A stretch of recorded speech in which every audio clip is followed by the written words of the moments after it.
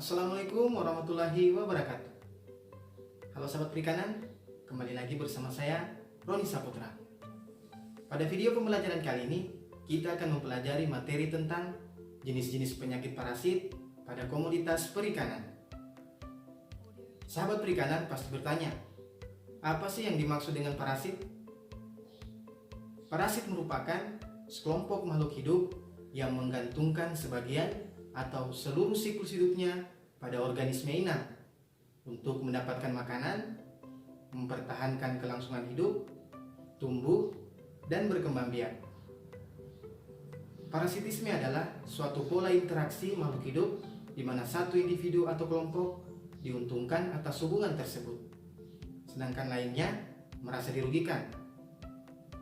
Beberapa organisme yang bersifat parasit pada hewan akuatik dapat mengganggu kesehatan ikan yang akhirnya berpengaruh pada kualitas dan kuantitas produksi ikan budidaya.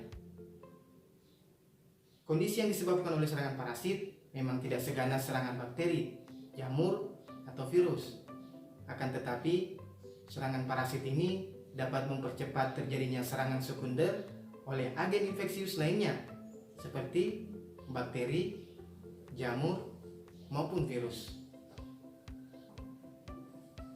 Berdasarkan jenis organ yang diserang, parasit dikelompokkan menjadi 3 bagian, yaitu yang pertama, ektoparasit. Ektoparasit merupakan parasit yang akan menyerang organ luar inangnya. Salah satu contoh jenis ektoparasit yang menyerang ikan adalah jarik jenis Argulus sp. Secara morfologi, ini merupakan bentuk dari Argulus sp. Argulus sp adalah salah satu parasit eksternal yang paling populer dan banyak ditemukan menyerang ikan.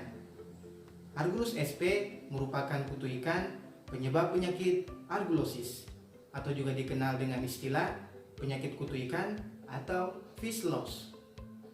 Argulus sp melakukan penempelan pada bagian luar tubuh ikan dan dapat menyesuaikan cengkramannya dengan kecepatan gerak ikan sehingga tidak mudah lepas. Ini merupakan bentuk infeksi Argulus sp. Gejala klinis serangan Argulus sp antara lain iritasi akibat gigitan dan racun yang diinjeksikan, kehilangan keseimbangan dan melompat-lompat keluar air, ikan sangat kurus karena disengat dan dihisap darahnya, sisik terkuak dan kadang-kadang terlepas, muncul titik darah di bekas gigitan, rongga tubuh berisi cairan kekuningan, kulit pecah dan borok, serta ikan menggosok-gosokkan tubuhnya pada daerah pinggiran atau dasar wadah dan benda-benda keras di sekelilingnya. Pengelompokan parasit berdasarkan jenis organ yang diserang yang kedua adalah endoparasit. Parasit yang hidupnya pada organ dalam inang disebut endoparasit. Salah satu contoh jenis endoparasit yang menyerang ikan adalah dari jenis nematoda.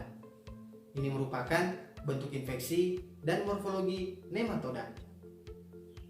Nematoda berasal dari kata nematos yang berarti benang dan oidos yang berarti bentuk. Cacing dari kelompok ini memiliki bentuk seperti benang atau tali silindris panjang. Cacing ini juga disebut cacing gilik yang dapat dijumpai di darat, air tawar, air laut, dari daerah kutub hingga tropis. Hidupnya bersifat bebas dan parasit pada hewan atau tumbuhan. Cacing ini ditemukan di intestinum, gelembung renang, hati, dan jaringan otot.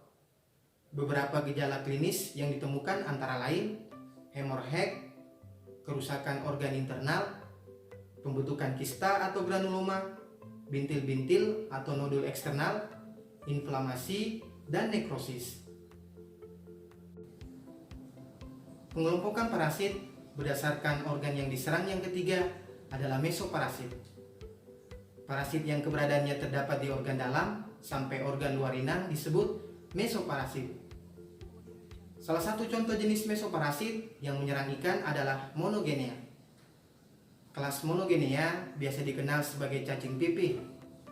Cacing ini termasuk filum Platyhelminthes dengan simetri tubuh simetris bilateral, tidak memiliki rongga tubuh dan memiliki kelamin ganda atau hermaprodit. Spesies Gyrodactylus sp merupakan salah satu kelompok monogenia. Ini merupakan bentuk infeksi dan morfologi Gyrodactylus sp. Spesies Gyrodactylus sp merupakan penyebab penyakit Gyrodactyliasis. Cacing ini menginfeksi insang, kulit, dan sirip ikan. Beberapa spesies ditemukan mampu menginfeksi retrum, uretra, rongga tubuh, bahkan saluran pembuluh darah.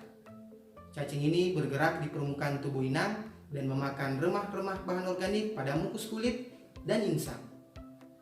Gejala klinis serangan ditandai dengan aktivitas ikan yang berenang dekat permukaan, bersembunyi pada salah satu sudut kolam pemeliharaan, kehilangan nafsu makan, menggosok-gosokkan tubuh ke bagian tepi kolam pemeliharaan, ikan kehilangan sisik, luka, mengeluarkan cairan kemerahan, produksi mukus tidak normal, terjadi gangguan pernafasan, insang bengkak dan pucat, dan memungkinkan infeksi sekunder oleh bakteri dan jamur. Baik sahabat perikanan, demikianlah penjelasan jenis-jenis penyakit parasit pada komoditas perikanan. Sahabat perikanan bisa mencari referensi sendiri tentang jenis-jenis penyakit lainnya. Semoga pembelajaran kali ini bisa bermanfaat untuk kita semua. Assalamualaikum warahmatullahi wabarakatuh.